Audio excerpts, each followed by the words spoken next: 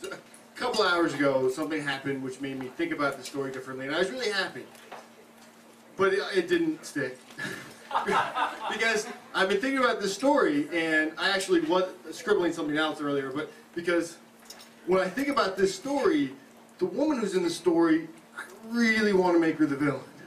And I just, all morning I was like, how can I tell this story so this woman gets to be the villain? Because she deserves it. And I couldn't think of it. But so what happened a couple hours ago is I was going for a run, and I was getting near the end, and I was pretty beat. I was going to, cross the street. And I looked, I see there was a car coming, and there's a little space, and there are a couple more cars. And there wasn't quite enough time to really make it, so I decided to go. And I decided to go because I knew I was tired, and if I stepped out into the street, then that was going to have to get me going again, and only a few more blocks to go until I was done. And so I was putting myself in a position where I had to giddy up, right? Because I know that I am very susceptible to the part of inertia which says, body at rest stays at rest, both literally and figuratively. And so I was about to go. That's just like the story I want to tell, except it doesn't make her the villain still. But, so in between high school and college, I took a year off. And I took a year off essentially to be a ski bum.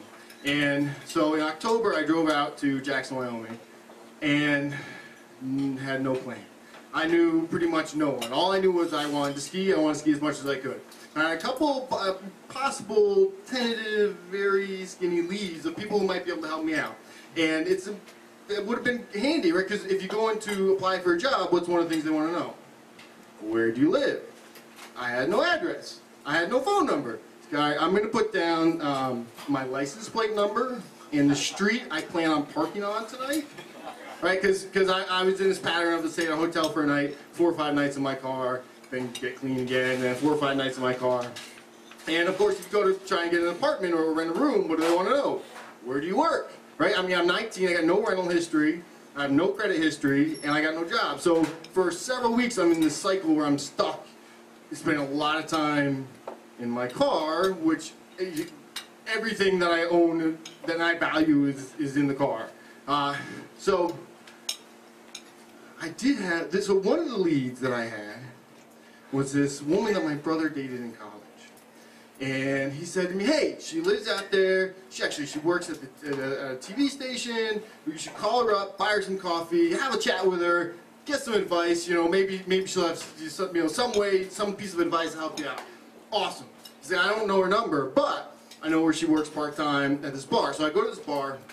It's 11 o'clock on October morning, and the bar's pretty much empty, but there's somebody there, and I said, "Hey, I'm looking for this person," and they gave me your number. Well, why not, right? So I go a couple hundred yards down the road to a payphone, and I call her up, and she answers.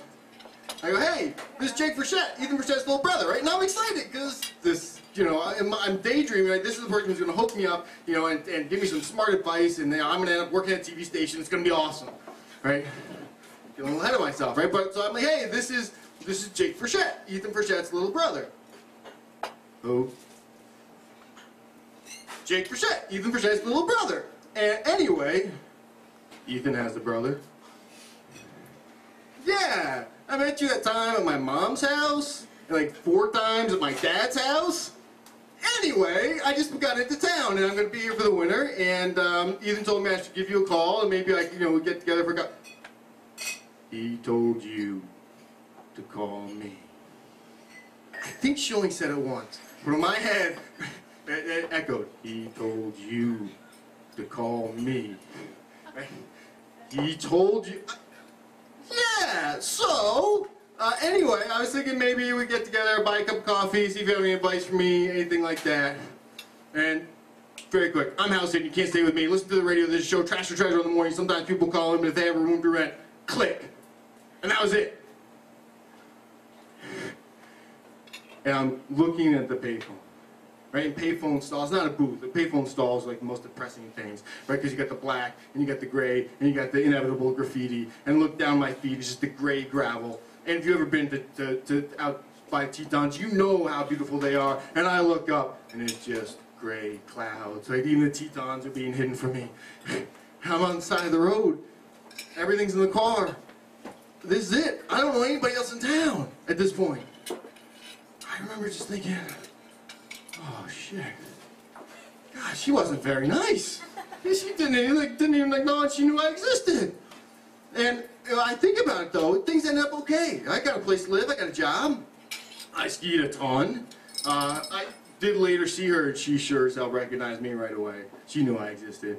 But she's not the victim, right? That moment is so powerful to me, not because there's some woman who is being a witch with a capital B. That moment's so powerful because I had put myself, I had nurtured myself into motion, right? I didn't know it. I didn't know at the time, but now I look back and say I put myself in a place where I had to sprint across the street, right? I had to do something. I had to act. You know, I had to challenge myself, and oh goodness, it was scary. So, you know, we'll call her Sue.